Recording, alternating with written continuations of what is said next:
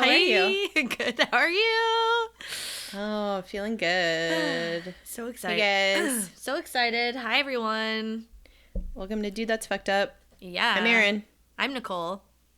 Hey, dudes. Hey, dudes.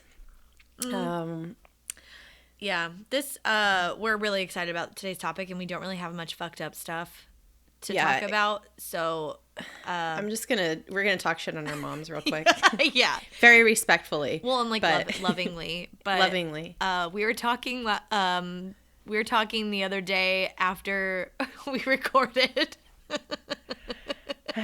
about, I think I said my mom gave us a compliment about the podcast, but then was also like very critical because we say like a lot. Yeah. And like you can't get a compliment without a backhanded compliment. Yeah. In addition. Yeah. But then I asked Erin what her mom thought.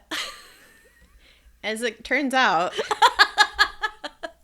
we have half the listenership than I thought we did. Because my mom's like, oh, I've been meaning to listen.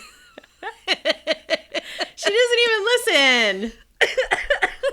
Like she's like, okay, well, like I have listened to some of them, but then I didn't finish them.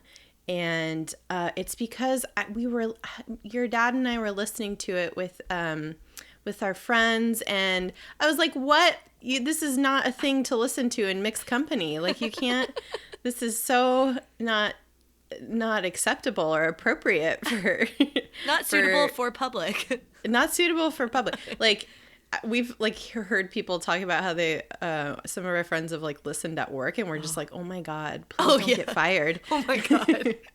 I know. Oh god, I got an email one morning at 6 a.m. from my team that works in our London office, and they were like, oh, hey, just want to let you know we're listening to your Beans and Weenies episode out loud on the speakers at work. Nope. We're wondering how long it's going to take for someone to tell us to turn it off. And I wrote back and I was like, oh, no. Oh, dear. I was like, that's a really bad idea. It's not suitable for work. And then I was like, oh, but thank you for your support. It really means a lot. HR will have a real field day with the London office. HR. Well, yeah. So found out that my mom has not been listening to our podcast, so that's fun. Thanks, Mom. Aww. No, she is. I'm just kidding. She's just so behind. Busy and behind. Yeah. I'm giving her a hard time, but she is very supportive and loves us so much. So she doesn't have to listen to be supportive. That's true. It's not for everyone. Right. And sometimes my mom was here the other day and shared something weird with me, but also was saying that when I was talking about that PETA video I watched, she was eating a salami sandwich. She's like, I was eating lunch and listening to your podcast the other day, and as I was eating a salami sandwich, you were talking about the PETA video. And I was like, sorry, but I think she finished it. It's fine. She didn't care. Yeah. Thank you, little piggy, for this delicious salami. But she did say, so I was talking to her about my IUD and how because I remember her telling me she didn't like hers and she had it removed. She got one, when she was younger, and then she didn't like it. She got it removed. And I was like, oh, why didn't you like it? She's like, I don't know. It just felt weird to have something like that in there. And I don't know.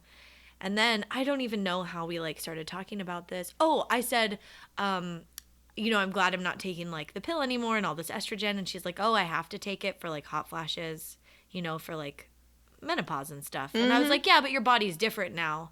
It's not making that anymore. So you need to supplement it in a way. Whereas so you're just you're even, because all of a sudden you're just the bottom drops out and you still need to have well hormones. The bottom dropping out, she was talking about how she can feel her uterus closing in on itself. Oh my god, we need to get her. What? We need to get her a jade egg. Let's go on goop.com right now and get that $800 jade egg or however much it is. What?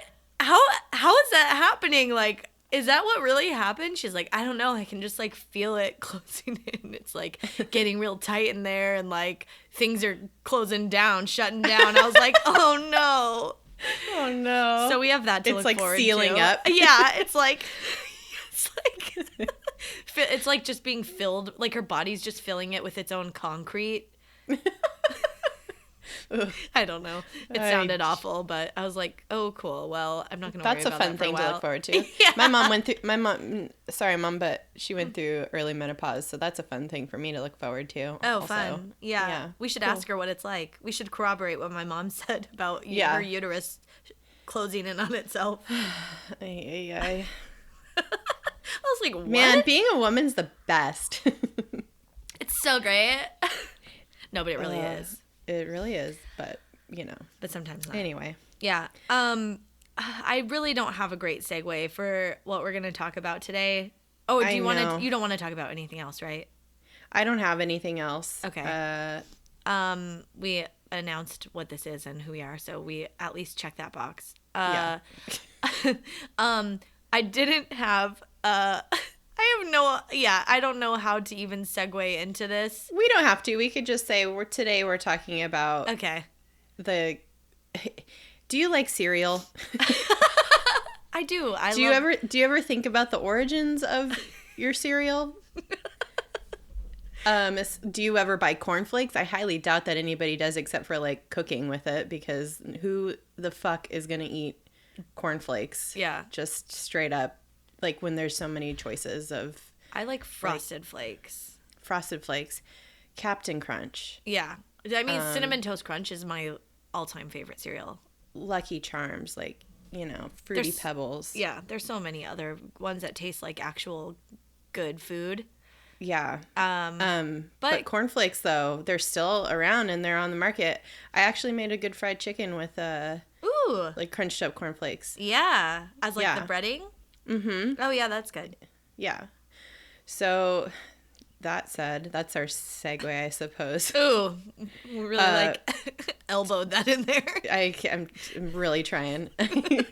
Talking about the Kellogg Brothers. Yeah. It seems strange, but these guys are actually really weird. Well, one was really weird. The other was, like, the younger brother. Yeah. Who, like... ultimately benefited from the weird one. Yeah, made Kellogg the most recognizable one of the most recognizable cereal brands out there. Yeah. So John Harvey Kellogg, who's born in 1852, and then his brother Will Keith Kellogg. Sounds like an R&B singer or something. Will Keith. He was born in 1860, so they grew up in Michigan, born in Michigan, grew up Seventh-day Adventist, which I had no idea. I did not know that the Kellogg brothers were Seventh-day Adventists until we started researching this, because we got interested in these guys because we'll get to it later, but there's some weird stuff about why they developed cornflakes. It's very strange. It's a fun journey. I don't even really know much about Seventh-day Adventists. Like, how is it different from, like, other religions, I guess? Yeah, so Seventh-day Adventists are, it's like an offshoot of Protestantism, I believe. I should know this by heart. I did one of my major papers in college for anthropology on Seventh-day Adventists. Yeah, but that was like 30 years ago, so. Literally, yeah. But yeah, they're an offshoot of Protestantism.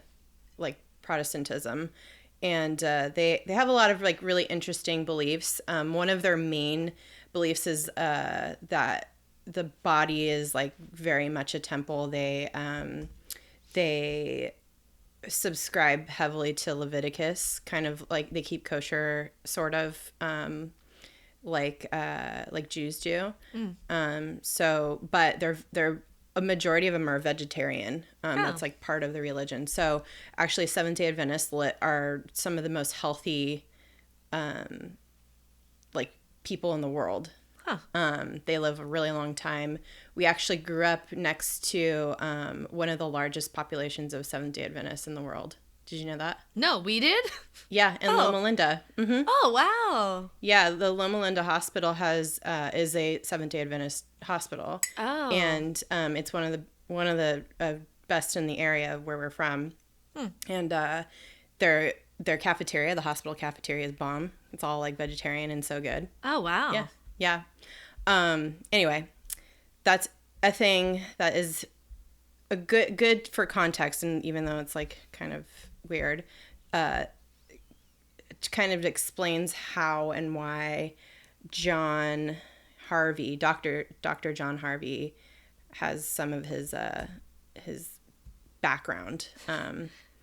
P.S. Like, becoming a doctor, at that time, you only had to go to school for 2 years. So keep that in mind when we're talking through some of these experiments, or I guess methods that he used to like keep people healthy, because he had a 2-year medical degree. Yeah.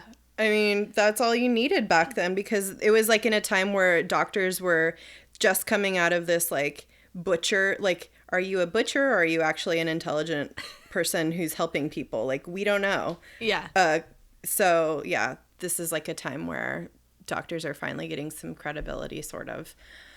So John Harvey went to med school for like 2 years and came back to Seventh-day Adventist community, and where there was a sanitarium, and he came on and like helped them develop their health program, basically. And like a sanitarium back then was like a health spa. I was saying, like, today, like, you could it's like very much resembles like a goop retreat or something like that Gwyneth Paltrow would like co-sign. Just like eating macrobiotic foods and cupping, doing yoga, yoga, sleeping on the floor, it's meditating for like 10 hours a day, like it's none of this stuff sounds fun. So at the sanitarium, like the methods Dr. Kellogg developed were pretty interesting, and like I think some of them are like they started some of the health craze, because it was like in a time where like tonics were like all the rage, and because people were gross, like people were super fat, getting super fat and eating fatty foods, and so like indigestion was like just people just lived with it all the time. And it's because people thought that it was okay to eat like a ton of fatty foods and just be like gluttonous. Right. Like the end of the 1800s, people were like making money. Like there was lots and lots of like prosperity. So people were like just eating and drinking and indulging and like smoking, drinking, and fucking like pretty hard. Yeah. Partying it up. And like just like the United States was like going through this like boom time. So yeah,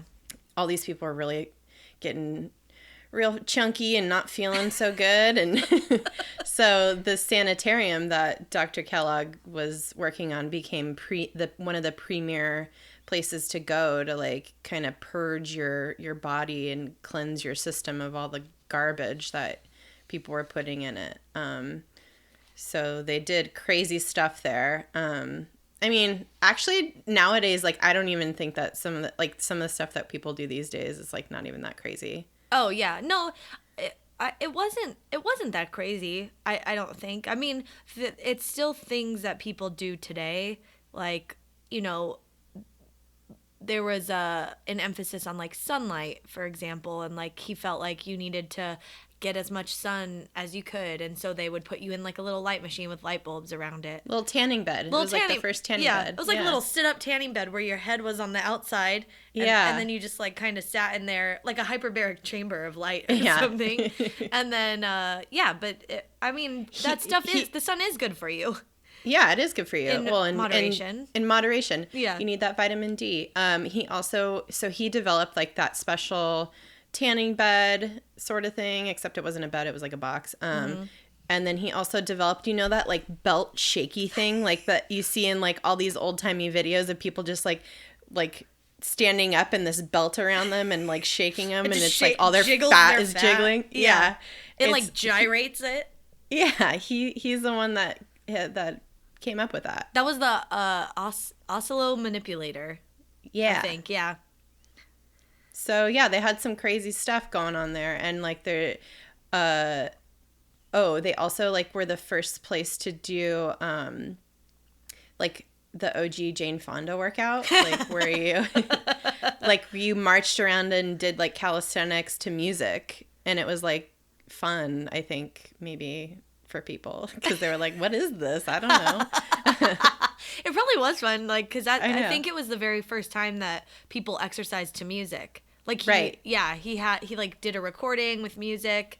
And yeah, like the hits of the day were. Yeah. Yeah, it was like 1910. Wait, who?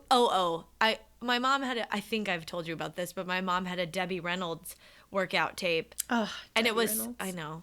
And she used to make me go downstairs when she did it, but I'd stand behind the couch and I'd do it too. And it was it was like all old timey songs, like do do do do do do do do do do do do do do. It was really funny. Oh my god, I want to find it. Really cute. Yeah, it was really cute. You could just do all the exercises just like in your living room. You know, you didn't need anything. Yeah. Not like the Cher step video she had, which was real good. I would do that when she'd like leave, and I'd do the Cher step one. Because we only had one step. You know, like one step thing. The stepper thing. So she'd like, be like, okay, I'm gonna go to the supermarket. I'm like, okay, bye. And then I'd like get the little step thing out and do my little moves. He's so cute. Little baby Nicole. Oh, I was like a teenager probably. Oh. No, I was like in middle school probably. Oh god. But yeah, all these things, like, I feel like this is kind of cool, and like what they do at these places even now. You'd come in and Dr. Kellogg would give you like, he would like evaluate you. Yeah, he'd assess your needs, and if you were like too skinny, you'd have your own thing. If you were like too fat, you'd have your own. All these weird things. And if you had like if you had like a specific ailment, like a lot of like the like people came in there like chronic heartburn and like indigestion, and he's like, well, you got to stop eating meat. Yeah. It was like his like thing for his answer for everything. Yeah. We're gonna give you colonics on the reg. Mm-hmm. He was obsessed with like fucking enemas and water, like blasting up your beehole with water. Like that was his jam. He also developed a like irrigator. Yeah. For your butthole. Yeah. Which is like just an enema thing. Enema, yeah. Uh-huh. But it's like his own special design. I think this was smart. So we kind of talked about how he knew some things he kind of knew, and like, you know, like they ended up actually being at the forefront of medical science, but at the time he kind of just sounded crazy, and maybe his specific take on it was wrong. But the reason he wanted to focus on colon hygiene is because people were getting all backed up, and he's like, that's weird. No other animals get constipated. It must, which is not true. Yeah, I don't know. I guess not true. He like went to the zoo and like studied monkeys and stuff, and he's like, they seem to shit after every meal. Like we should be doing that too. But we should, like, right? Isn't that true? I mean, I do. Oh, I know. I'm like a once a dayer. Oh, which is still pretty healthy, I think. Since my surgery, like things have changed. Oh yeah. It's different. Yeah. You just got to be prepared. Yeah. Was that surprising at first when you like ate and you're all, oh? Yeah, it's like it's just annoying. It's not like my stomach gets upset or anything. It's just like, all right, well. Yeah, I guess I could go. Yeah. It's like I'll be peeing. Sometimes I'm like, well, I'm just going to poop now too. So that's fun. I'm already here. Yeah, well. I came all this way. Everything's connected. Yeah. I've found I'm very in touch with my body. And it's a thing that you learn very quickly, that everything is so close together. Oh man. Yeah. Yeah. So he just like was obsessed with pooping, thought everybody should be pooping all the time. And because, he was super strict vegetarian, like you said, and he was like, no salt, no sugar. Like, he was the OG PETA presentation also. He would get raw meat. He'd get slides of like the microscopic bacteria that was on meat and like show people and be like, look at this gross shit. You don't want to put this in your body. And people would be like, oh fuck. So he was like in that PETA mindset. They didn't know then that when you cooked it, it killed the bacteria. Yeah, they didn't know a lot of stuff. So that was kind of some of the stuff they did there. A lot of famous people came because it, like I said, was one of the premier sands of the day. I watched the A&E biography thing that you sent to me. Yeah. And they love in the biography thing, they love talking about the sanitarium and calling it the San. Yeah. Like, for short, it's like, it's weird. Calm down. It's like, I don't even know what it would be like. I don't know. I don't fucking know. Yeah. I'm sure there's something fancy that people refer to in a weird way like that. Yeah. Like a ayahuasca retreat or something. Yeah, but there was like so many famous people, like President Taft, Amelia Earhart, John D. Rockefeller, Henry Ford, George Bernard Shaw. And then I thought this was kind of weird. Johnny Weissmuller, who was, I think, an Olympian and also became like Tarzan in the first motion picture. I think they mentioned. Dr. Kellogg was like obsessed with his physique. Like he was like, he has the ideal physique. And so when he was there, he broke his own world swimming record at the San while he was on this like strict vegan diet and like doing this program. And so it was like, oh my God, this stuff really works. And people got all excited about it. And then, so then they would even shine a light on him against a sheet and they'd like trace his shadow to like show people the ideal physique. Well, it's like a little creepy. Yeah, it's like obsessive. I agree. He was obsessive about people's bodies, especially men. It seemed like. Yeah. Okay. We didn't say this, but he, people had to do their little exercise routines outside, and the men had to wear diapers and nothing else. Like, not loincloths. Like, they look like diapers. Yeah, they're like bunchy, like saggy. Like not tighty whities. Not. It's just like. It's weird. It's a fucking diaper. Yeah. Do your diaper aerobics out in the sun so you can be healthy. Yeah, you need all that sun. He also didn't understand how the sun works either. Like, he was like, everybody has to wear white here so that you attract the sun. That's not how albedo works. That's not how any of that works. Like, wearing white, like, helps deflect the sun from you. Yeah. And wearing black attracts the sun to you. So he didn't know what he was talking about with that. So, but someone mentioned in that documentary that like they thought it was a way for him to stand out. So when he was in town, they'd see this fucking weird guy who kind of looked like a bald Colonel Sanders, all dressed in white, and they'd be like, "Hey, dude, why are you wearing all white?" And he'd be like, "Oh, glad you asked." And then he'd shoot into like a 2-hour diatribe. And they're like, I don't sand care. Yeah. Yeah, he's like, come to the sand. He was like a guru kind of dude, walking around in his all white shit, like a cult leader. Yeah. Sort of. And then would just like, people would be like, why the fuck is this guy wearing all white? And then he'd just go into his diatribe about how they should come check out the sand. Ask me about my sand. Oh my God. I want to make like an infomercial about the sand. Not an infomercial, but like one of the vacation getaways ones. Yeah. It's like sandals, but horrible. The sandals. The sandals. It was dull because this shit was boring. Like you just went there, you did all these little exercises, you probably slept a lot and in like really uncomfortable beds that were basically just like corn husks with like 2 sheets over it. Yeah. And which he said was good for the body.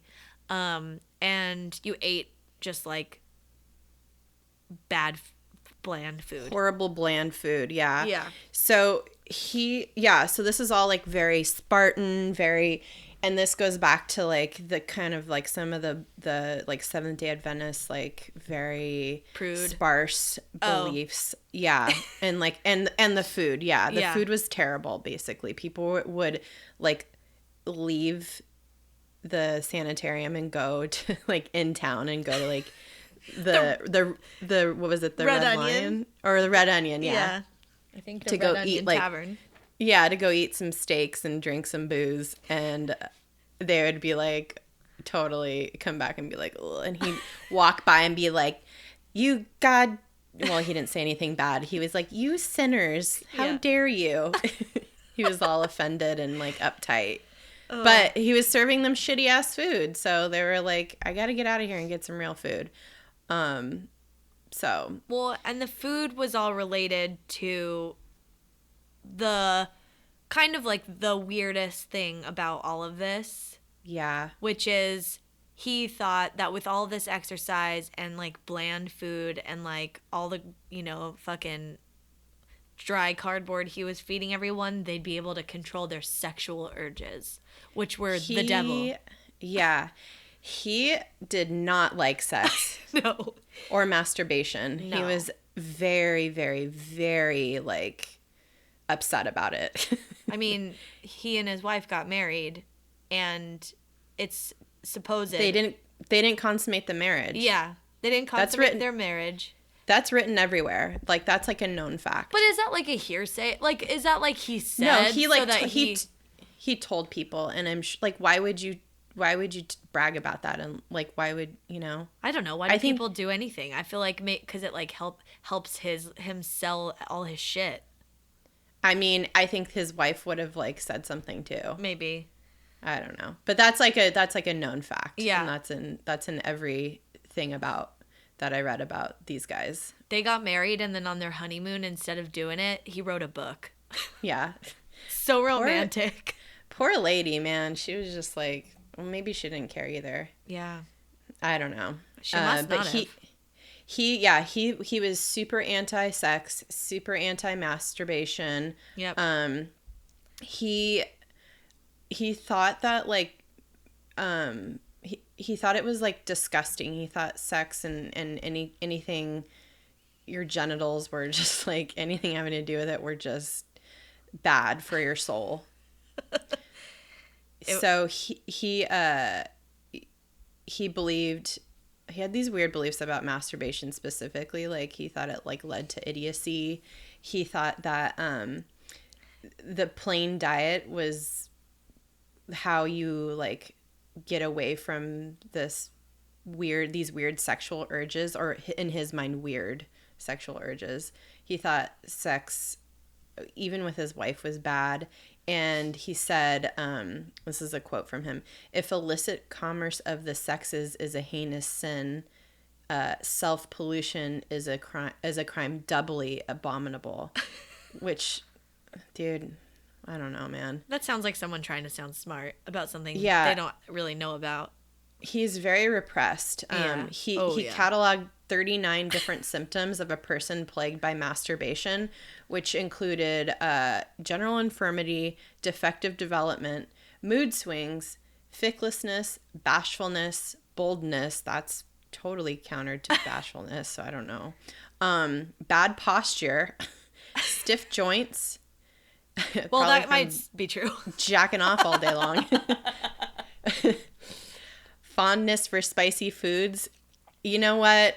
Fuck you. Acne, palpitations, and epilepsy. Oh my God. This guy was not doing it right. I wrote, well, he said sex was a sewer drain of the body and masturbation was the silent killer of the night, which means fucking nothing. And then, but instead of masturbation, I wrote masturbarian. I know, I was like writing all these notes and I can't even read my own writing. Yeah.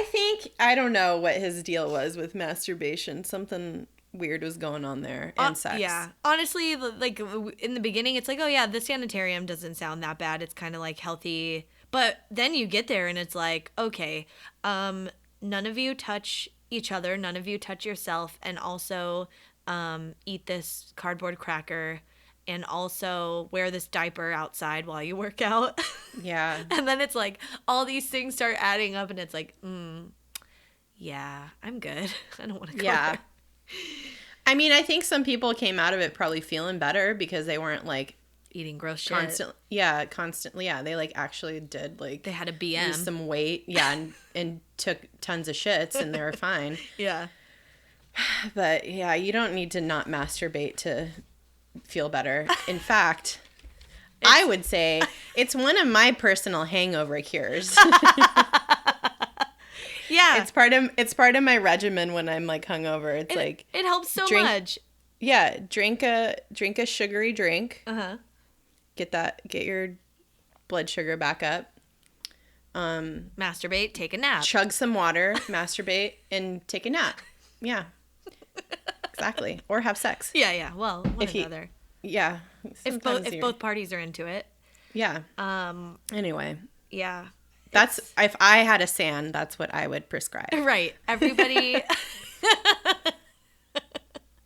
Like I don't drink sugary drinks usually, but like just like drinking a Coke to help with a hangover is pretty great. Yeah. Well, that's what my coworker was telling me when she keeps baby carrots and Gatorade in her fridge for when she's, because you know, like that time when you wake up like at 4 a.m. and you're just like dehydrated and you can't fall back asleep.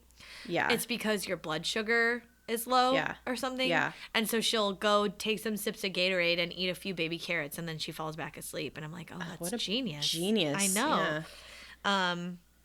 So yeah, I think Dr. Kellogg was a little kooky. Some of the things he was doing was, you know, interesting and actually healthy and, you know, good for a lot of the people. But then some of the stuff was just like fucking cuckoo. Yeah. So let's see. He also, oh my God, he was also like a fan of eugenics. Yeah. Like he was obsessed with like the human form and like he thought that mentally ill or criminal people shouldn't have kids. And he was just kind of, he had some real bad ideas about things. Well, he had that kid. So he adopted like 40 kids because they because him and his wife, kids. Yeah, him and his wife literally never had sex, so they had to adopt all their kids. Yeah, and there was this one named George who was the son of a prostitute who he was like, he took on as like his pet project, like, oh, I can make this kid healthy and better. But George would like act out and I think was like maybe a little misbehaved a bit. Yeah, he had developmental issues probably because his mom was drinking and... Yeah. Who knows? Was I supposed to say sex worker? Sex worker. Yeah. You can redo it if you want to. No. Georgia and Karen would be so disappointed right now. I caught it, though. Yeah. But yeah, so I think he finally gave up on George a little bit because he like was seeing that all of the things that were working for some of his other kids weren't working for George. And it's like, oh, shit, that one's not going to prove my theories. Yeah. So he's all, moving on. Yeah. Yeah. So he was into the whole eugenics thing, which is fucked up. Yeah. Fuck that. Well, and that goes back to like that athlete guy. Yeah. Weissman. Johnny Weissman? Yeah. And like having the perfect form and like, yeah. But let's talk about what made Kellogg's famous. Yeah. So we talked a lot about Dr. Kellogg. Yeah. He eventually brought his brother into the sanitarium to do some like bookkeeping. And his brother was like he was like a businessman. He like had like a broom business or something. Like these guys were so fucking boring. Oh my God. Well, this is like when I was watching that documentary, it was so funny because none of this stuff, you know, it's like the dad was in the broom business. Both the brothers' dad was in the broom the booming broom business. He was a broom mogul. He was sweeping away the competition. Oh my God. This other brother, Will Keith, he was into brooms. He took up the family business that his dad started, the broom business. But then he came on to work with his brother at the sanitarium, and he saw like all the stuff that was going on there. He was interested in like the test kitchen at the sanitarium because they were like making the grossest food, and he's like, we could do better here. And he figured out a way. He probably didn't want to eat it. Yeah, it was gross. Like he figured out a way to like make the flakes. Yeah. The corn flakes. Yeah. He kind of stumbled on it accidentally, but when that shit got moldy. Yeah, when it got like, it was like in the like flattener thing, and it got moldy, and then it like coagulated and like made these like perfect flakes that he'd been looking for. Kind of gross, but anyway, so he like got the flakes going, and then they had this like kind of proprietary cool thing at the sanitarium that people were like, all right, this isn't so bad. So people were all into the flakes, and they were only doing it at the sanitarium, and the brother Will Keith, WK, was like, let's like sell this shit, like this is cool. And Dr. Kellogg, his brother, was like, no, this needs to just be for the patients. So they kind of were squabbling about that. And then Charles W. Post came and over to the sanitarium. He was a cereal guy. When in the very beginnings of like the cereal kind of market boom. Yeah. And he like spent some time at the sanitarium for a stomach ache, and he kind of talked to WK about the like potential of the cereal market, I guess. And Charles W. Post developed Grapenuts. Ew, which is the fucking grossest, most useless cereal. I kind of like Grapenuts. No, it is gravel. It is so gross. I remember we would have them like when my mom would be on like healthier kicks or whatever. Mm-hmm. And I remember like pouring them in a bowl and then pouring milk on them. And then I was like, what was the point of just pouring milk on them? They're dry as shit the whole time you're eating them. Like they never get softer. Well, they soak up all the milk and then they get soggy and they're gross. Oh, that never happened for me. Maybe ours were stale because no one ate them. Well, I ate really slow when I was a kid. I was like, meatloaf, beetloaf. I hate meatloaf. I hated meatloaf too. Yeah, it was disgusting. It still is. Fuck that shit. Oh, I like Gross. it now. I think it's okay. Nope. It's like, well, I wouldn't. I don't like ground beef. I think it's the worst. Like anybody trying to make me tacos in the streets, like with fucking ground beef, I'll chop your hand off. If you're out in these streets trying to make me a taco with ground beef, go fuck yourself. That is not real shit. Get out of here. Oh, I love ground beef. Or I used to before I became a smug vegetarian. After your PETA presentation and learning about the Kellogg Brothers. Yeah, well, I guess I've been eating fish, but I had, oh God, this is horrible. I had soy riso yesterday, like in an omelet. Oh, like chorizo that's made of soy? Yeah. I ate half of it in the morning. Like we had breakfast and then I went to my improv class and I was fine. And then I came home and I like wanted to take a nap because I was a little hungover. And I was like, oh, I'll eat the rest of my omelet and then take a nap. That'll be nice.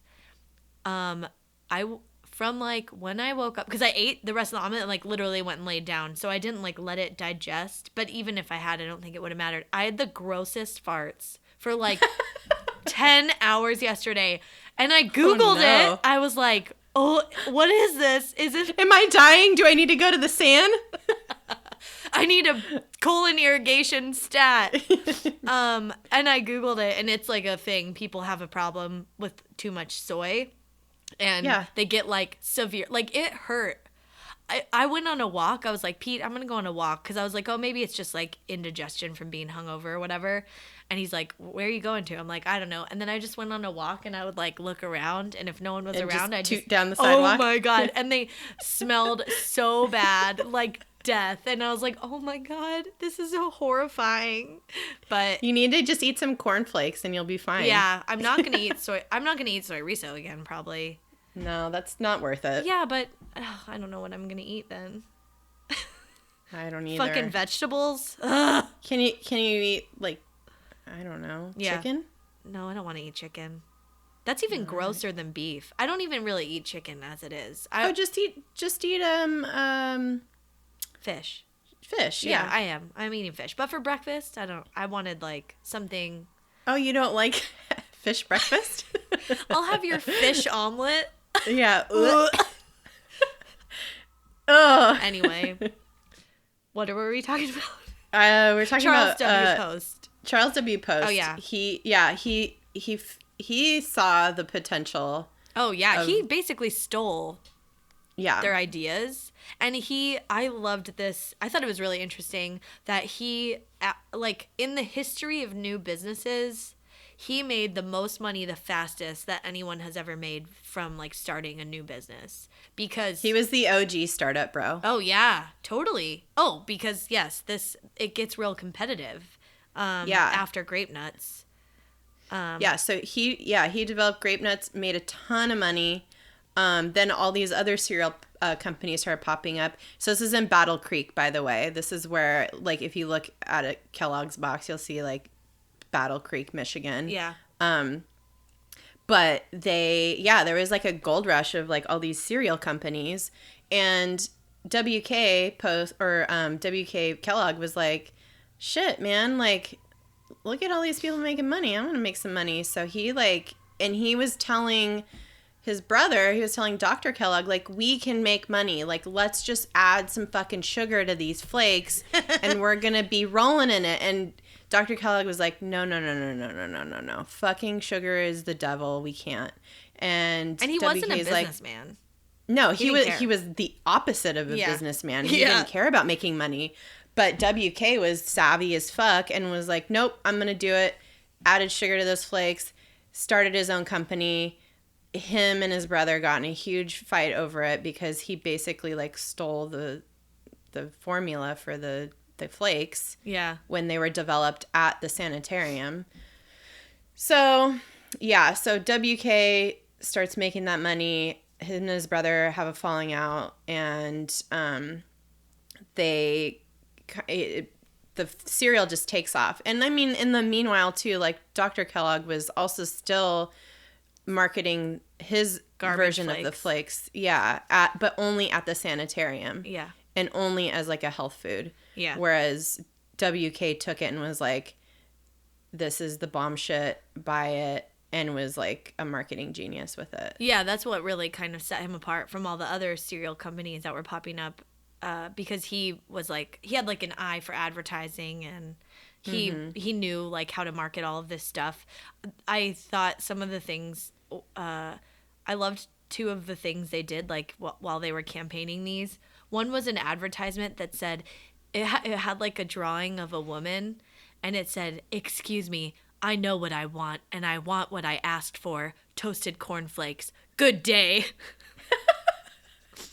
Like, so rude. I know. I was like, why is this a fucking ad? That's weird. Yeah, that's bitchy. Yeah, but then they did, like, probably one of the earlier promotional kind of marketing efforts, which was if you went into your local grocer and you winked at him, you'd get a free sample. And it's like, what was the tagline for it? It was like, give your grocer a wink and see what you get.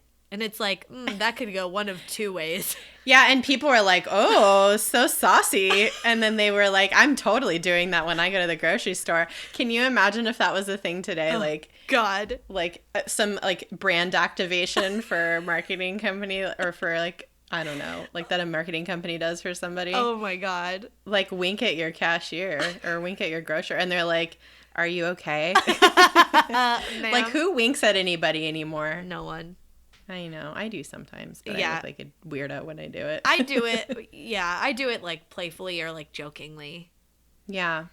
Like, yeah, that's how people do it. And it's funny. Yeah. I feel like it's always, like, a little button on a joke. Or, like, a... Meh. Yeah.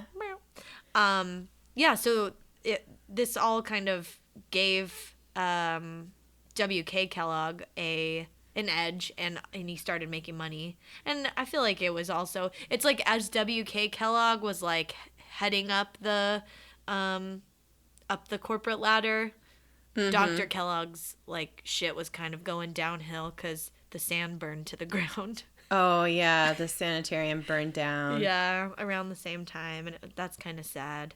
Yeah, and then he, like, Dr. Kellogg, like, kind of went off to, did he go to Florida? Yeah. To, like, kind of... He opened a new sanitarium down there. Yeah, but yeah, then he it just didn't have the same magic as it did. Well, 'cause it was in Florida. In Michigan, yeah. So, yeah, so he just kind of faded into obscurity while his brother WK, Will Keith, became this super successful, like, millionaire from he was a cereal baron. He was like, so learning about how, like, there was this, like, cereal boom in Michigan, it made me think of Silicon Valley. Yeah. Like all these, like, bros, like, getting into the biz, and it's just like everybody's competing with each other, and it's weird. And stealing each other's ideas, because it was kind of a race to get to the top. Like, one of the things that WK did is on the boxes of the flakes that he was distributing, he put his signature on each box. Yeah. And then he put a little warning, like, if you don't see the signature, this product isn't legit. Yeah, it was like a like authenticity kind of thing, which I think is important because it's like when there's so much competition and so many things, like, you need to have, like, that, like, seal of, like, authenticity. Yeah. So he was, like, one of the first ones to do something like that, which is another brilliant move on his part. Yeah. I mean, it's one of the most recognizable, like, names, I think, in the United States, like, in history, I think. Mm-hmm. Him and Post, they're still around. Like, they're still making good cereal. Yeah, but General Mills has most of the good ones. Like, General Mills is the shit. Yeah, because they have all the good ones. They have so many good ones. But they, like, also, yeah. But they have, like, other products and stuff. But yeah, so, like, he was like the big swinging dick out of all these guys to, like, come out of Michigan. And good for him. And it sounds like he was actually, like, a pretty good person. Like, he became very charitable and gave money to, like, a lot of children's welfare foundations.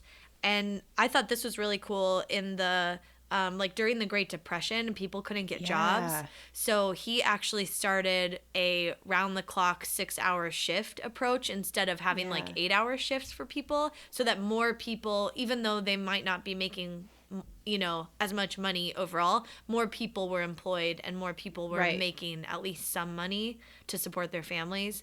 And that was so fucking rad. Like, how progressive.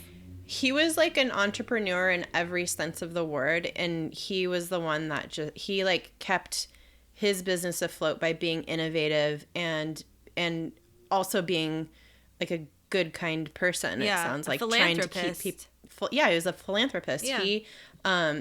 His philanthropy helped found Cal Poly Pomona in California. Oh, wow. Also, yeah, because he ended up being, like, obsessed with Arabian horses or something and, like, bred them out in Pomona. I don't know. Weird.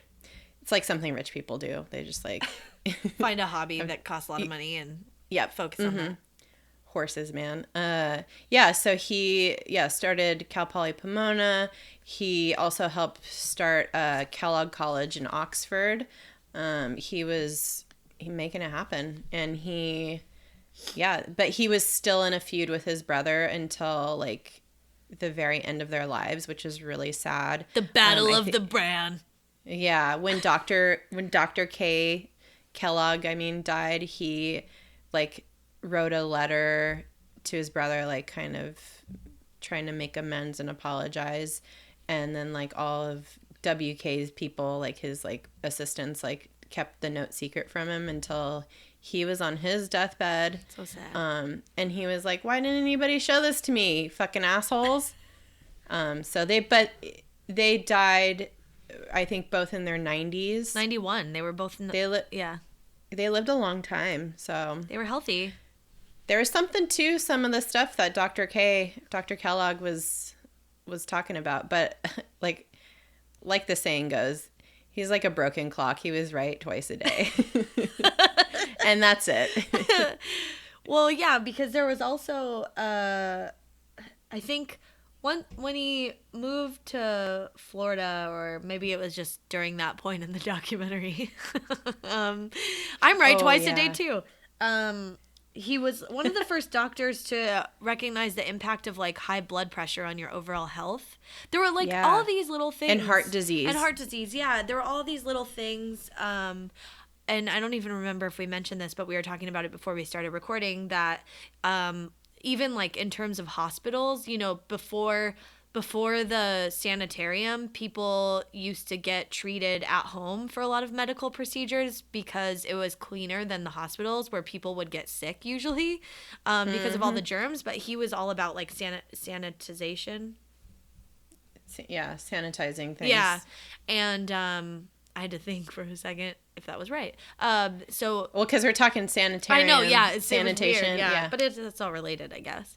But yeah, so he actually was like, he did advance medical science a little bit here and there. Yep. He just also had some real fucked up, backwards, prude thinking. Very prude. Yeah. Like, beyond. I don't know. What do you think his deal was? Like, I think he might have been either asexual or gay. Maybe. I don't know. Like a repressed. But yeah. I don't know. Yeah, maybe asexual or... Well, he was obsessed with the like male form. physique. Yeah. He was obsessed with enemas. He didn't want to have sex with his wife. Yeah. He was also like very like domineering. Like he was super small. Like he was like 5'4" and like very like big personality. Yeah. So I don't know. I think he was like a pretty repressed person. I don't know. Well, and you were like, I don't know if this is because he was like senile or whatever, but he towards his like very late life, he would wear like G-strings around and exercise in them. Yeah, he just like walked around without any clothes on except for a G-string and was just like doing all his exercises. Yeah. He was just letting his freak flag fly at the end, I think. You know what? Or he had dementia. I don't know. I don't know. Oh, well, either way, good. He lived his life. Yeah, it's pretty weird. I don't know. I don't think we mentioned this, but there's a movie that's pretty good called The Road to Wellville, and I think it's like from the late 90s, and Matthew Broderick's in it, and I think Bridget Fonda. And it's like loosely based on the Kellogg Brothers and the sanitarium. They like go to the sanitarium, and there's like other weird stuff that happens in the movie to make it like interesting to watch. But yeah, it's a pretty good movie and kind of talks about this stuff. But it's very interesting. Yeah, I haven't seen that, but we should go to a good. sanitarium and like document our experience. Well, they're not called sanitariums anymore, like but spa. Like or a whatever. Spa, yeah, like a bougie retreat, yeah, like health retreat, yeah. But I don't want to get enemas though. You don't have to. Oh, okay. I mean, I wouldn't mind like whatever. I guess I'd do it. Stick whatever up there. Yeah, I don't know. I've had that feeling of having to like urgently shit too many times in my life to like want to have to get on purpose. Want it to be like a voluntary thing. Although I guess you're in like a controlled environment, which is the difference. Yeah, I mean, you're not like, it's not like it's flowing. It's like flowing out of you, but in like a controlled way. Well, I don't know. I thought when you get them at like professional places, they like shoot all the water in and make you hold it in there. Yeah, I've had it done before. You have? Not in a, like, when I had, after my surgery, they had to do, like, take these x-rays to make sure that, like, everything was healed up okay. So they had to, like, put fluid. Shoot a bunch of fluid up there. And I was like, can I get up and make it to the bathroom? They're like, yeah, it's fine. And I was like, okay. And it's totally fine. Like, you don't even have to really clench your butthole that much, but you just, like, get up, go to the bathroom, and, like, you expel. But then I was, like, shitting all fucking day from it. Yeah, that's what I mean. I don't want to do that. I don't know. It's not fun. Yeah. It's not cool. Yeah. It's not like a fun weekend. No. Get away. Mm-mm. Spending a lot of time on a toilet is not exactly relaxing, in my opinion. It depends if you choose to be there. Sometimes if I have a magazine, I'm like, sometimes I'm like, I already went, but then I'm just sitting there, like, reading the rest of it. That's how you get hemorrhoids, dude. Oh, really? Yeah. But I'm just sitting there. I'm not, like, pushing or anything. It doesn't matter. Really? But I'm just sitting. It's not good for you. Oh. Sitting's not good for you? Nope. Sitting is terrible for you. Oh, God. So many things to learn. And everything's bad for you. We're all going to die. Yeah. And on that note, I think we're done here. Yeah. Our work is done. Follow us on social medias. Follow us on DTFU podcast, Airware. Yeah. Twitter, Instagram, Facebook. Send us an email. Send us an email at dtfupodcast@gmail.com. Yay. We love, That's it. Yeah, I would love more like listener stories and stuff. Yeah, me little too. Anecdotes. They're so fun. Yeah. Yeah, because it's hard to talk about weird things that happen when you think they're weird, but like everybody else is like, this is not even that weird. Yeah. What are they talking about? You know? Yeah. So send us your weirdest shit. I will say that this Kellogg stuff I thought was going to be a lot more fucked up from that movie, The Road to Wellville, but I think it was less fucked up. It's still weird. Yeah. I mean, there's still like some weird stuff, but it's crazy how anti-masturbation he was. Yeah. Like it was just all the reason for all the bland food and for the cornflakes was so that people would stop masturbating. Yeah, like and having sex. If you eat cornflakes, just know that at some point eating those meant it was supposed to lessen your urges. Yeah. So next time you're in the grocery store and you see some cornflakes, think about how horrible why they're there. Yeah. Maybe don't get them. Go home. If you want to masturbate, don't eat cornflakes. They're going to sue us now. I don't think people really eat them anymore. No, they're for cooking. Yeah, they don't taste that good. Putting on top of casseroles and shit. Fucking casseroles. All right. Well, all right, guys. Thanks for listening, everyone. Yeah, thanks, guys. We'll talk to you later. Bye-bye. We'll talk at you later. Yeah. Bye-bye.